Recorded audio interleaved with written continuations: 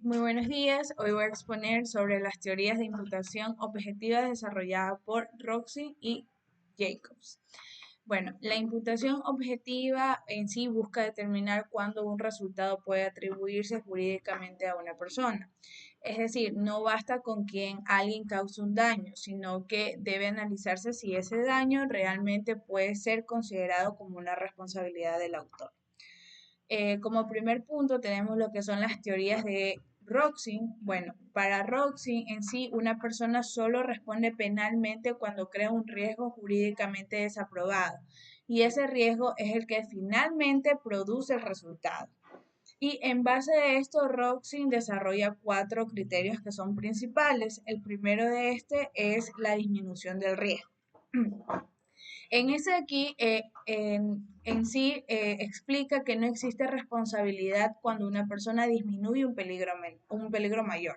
Un ejemplo que podemos aplicar aquí es que cuando alguien lanza una piedra y va a golpear a la cabeza de una persona, pero otra persona viene y logra desviar la piedra y solo le cae en el brazo. Aunque hubo una lesión, el riesgo fue menor, por lo que no existe una imputación objetiva. ¿Ya? Como segundo punto, tenemos lo que es la creación de un riesgo jurídicamente relevante. Bueno, no hay responsabilidad cuando el autor crea un riesgo prohibido. Un ejemplo para explicarlo mucho mejor es cuando el sobrino de alguien desea heredar la fortuna de su tío y este lo convence de viajar en un avión esperando que ocurra un accidente.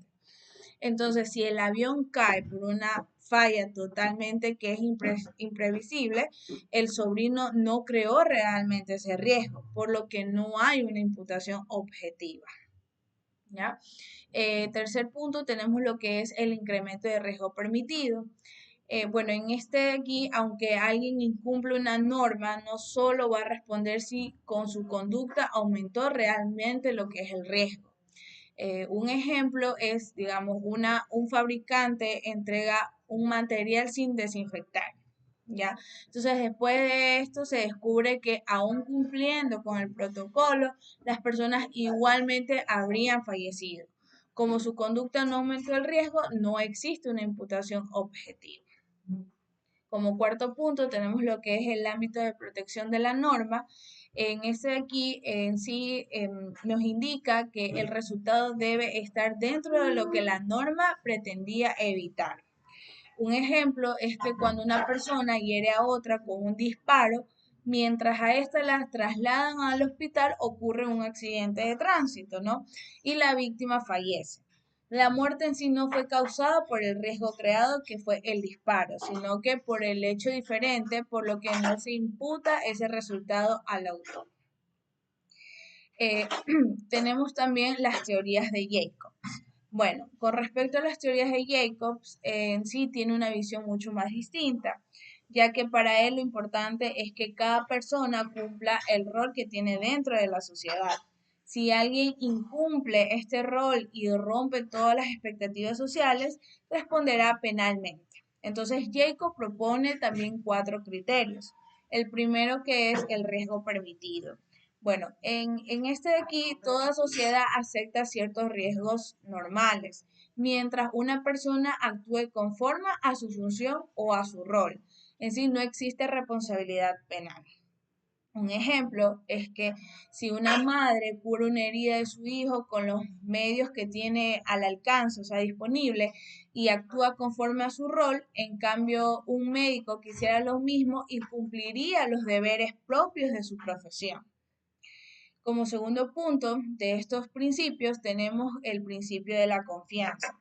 Bueno, cada persona puede confiar en lo que los demás cumplirán las normas. Un ejemplo es que si un conductor maneja respetando los límites de velocidad y otro conductor invade su carril y ocasiona un accidente, el primero no responde porque actuó correctamente y podía confiar en los demás también respetarían las reglas, ¿no?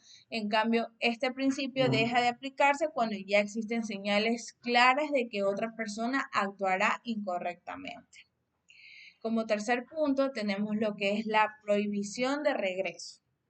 Bueno, no toda persona que participa indirectamente en un hecho responde penalmente.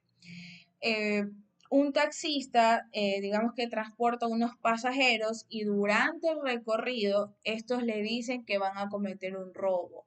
Entonces, el taxista solo está cumpliendo su trabajo de transportar personas. Por ello, el principio no responde por el delito que cometan los pasajeros. Como cuarto punto, tenemos lo que es la actuación a riesgos propio de la víctima, que este en sí, si la propia víctima con su conducta provoca o llega a agravar el daño, el autor puede dejar de responder por ese resultado. Es decir, si una persona resulta herida, pero decide no seguir el tratamiento médico indicado y finalmente esta persona fallece por una infección, la muerte se atribuye a la decisión de la propia víctima y no del autor de la lesión inicial. Bueno, y mucho más allá de esto, también vamos a hablar sobre las diferencias que existen entre Roxin y Jacobs. Una de las importantes es que Roxin en sí se centra en el riesgo creado por la conducta y analiza si este riesgo produjo el resultado. En cambio, Jacobs más se concentra en lo que es el rol social de las personas y el cumplimiento de las expectativas que la sociedad tiene sobre cada una. Entonces, como conclusión de estos temas, es que ambas teorías en sí buscan limitar la responsabilidad penal para que no toda persona que intervenga en un hecho sea considerada responsable. Entonces, Roxy en sí analiza si se creó un riesgo jurídicamente desaprobado que produjo el resultado, mientras que Jacobs en sí estudia si la persona incumplió el rol que debía desempeñar dentro de la sociedad. Ya, entonces estas teorías permiten que el derecho penal atribuya una responsabilidad de una manera mucho más justa y objetiva. Gracias.